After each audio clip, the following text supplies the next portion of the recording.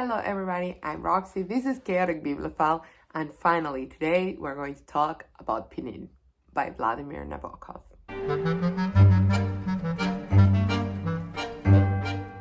I am so sorry, but I really didn't find the time to film this during December. This will be up, I think, towards the end of January. Gosh, I hope not February. But in any case, I hope you enjoyed this book. This was my pick for the low-key overdue book club in December, and I've read all of those books that I've mentioned. Even if I take some time to film the wrap-up and upload it, which I try not to. I try to film it almost right away, but sometimes, life happens. I still read it. It would be rude not to. In any case, Pnin by Vladimir Nabokov. This is actually only my second novel by Nabokov, which I think is a travesty.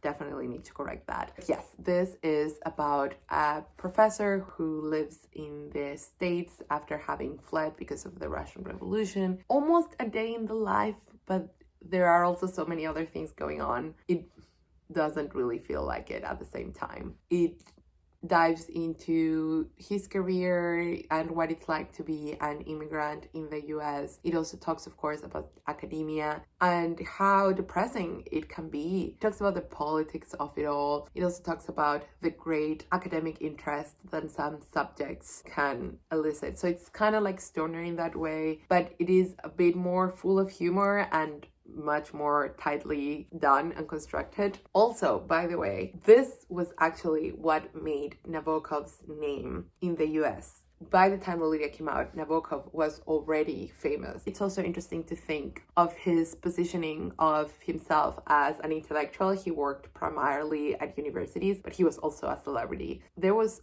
a very specific climate in the US and the world, really, especially the northern western world, where we got these celebrity intellectuals because there was the rise of radio and TV, and it was becoming more demystified what people did in university because the access to university was becoming more widespread, but at the same time it was elevating all these eminent professors into nearly celebrity status, and we could debate so much about that. This is not the prime concern here, but there are twinges of that. I'm a bit sad that I read it in December because December was a very full month. It was so full of joy, but also it was hard in many ways, and so I don't feel like I paid enough attention. I almost felt like I caught on certain things way too late. I will talk about some of the things later on in the spoilery discussion section. Needless to say, the way Nabokov captures the voice and the thinking process and the many voices, there are more than one in here, and they are all distinct, and the way they are working together, I think it's great. I think if you're interested in campus novel, this is one you cannot miss. It exposes all the pitfalls of academia, and you realize that a lot of the problems we think we're facing now are actually much older than that, but also it does have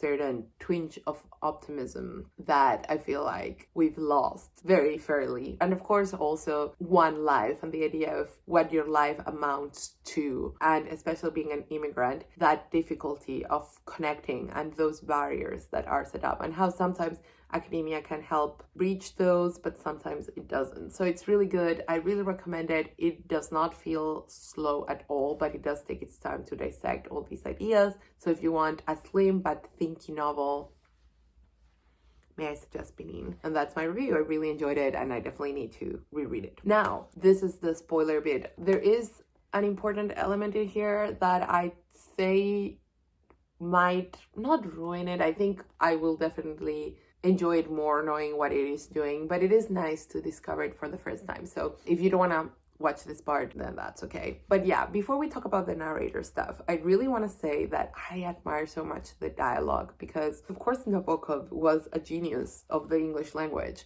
I don't know how he wrote in Russian in terms of the original Russian. Of course, I cannot access that, but I've also enjoyed his originally written in Russian works. So he was a very good writer overall, but it's interesting how, in spite of being so proficient himself, and I have never heard him speak, so I don't know, please comment if you have any insights on that, but he captures Pnin's speech so well in a way that is not parodic. It's actually quite believable. He's good. He can obviously speak English, but not as a native speaker would. Such a hard line to toe. The only other author that I've seen do this so well is the author of English Animals, Laura Kay, was it? She has this first-person narrator who is a really proficient speaker, and except for these tiny details or turns of phrase that we all do as non-native speakers, and we say, she got it. So that was really fascinating, and I loved seeing it here as well. I was surprised by the episodic nature of the novel. I don't know if you were as well. I was expecting more of a single man kind of narrative by Christopher Isherwood, but no, it's much more episodic, and I think it is because it was published in installments first in the New Yorker, and although it was heavily revised upon publication as a novella, it reads a bit episodic, not in a bad way, but it is different from what I expected. And of course, the introduction of this other character, I just start questioning what happens. And when the narrator is revealed as this younger academic, and you can understand all the affection. I'm sorry, I just need to say this. This is a trick that Les, one of my favorite books of all time, also uses. It was so interesting to have it used here. Of course, Andrew Sean Greer read Pnin. I have no doubt. So interesting because Les is a comedy with a twinge of tragedy, and this is almost a tragedy with a twinge of comedy, and it was originally going to be so much more tragic. I love the intrusive narrator who can almost be a character and it's not a character until it is revealed that it's actually, yes, it's a character. It makes you retroactively evaluate the narrative as how much of this is actually an academic's fictionalization of this man. And we do this all the time. If you like literary biographies, no matter how well constructed they are, no matter how many primary sources they have, they are still narratives of these memorable people. And especially I think with academia, it's so interesting how all of that operates. One of the books that I'm really excited to read this year is my autobiography of Carson McCullers, which I feel like takes all of that to the next level. So I really enjoyed that. As I said, I need to read it more. And of course, just the work when it anticipates Pale Fire with the Tale of the King and everything. I haven't read Pale Fire yet, but I do think it's exciting to have read this before reading Pale Fire because you see where the idea came out of. Nabokov knew what he was doing. He's definitely in control. You can see the neurotic workings of it here, but when you are in the novel reading it, it does not feel like it. It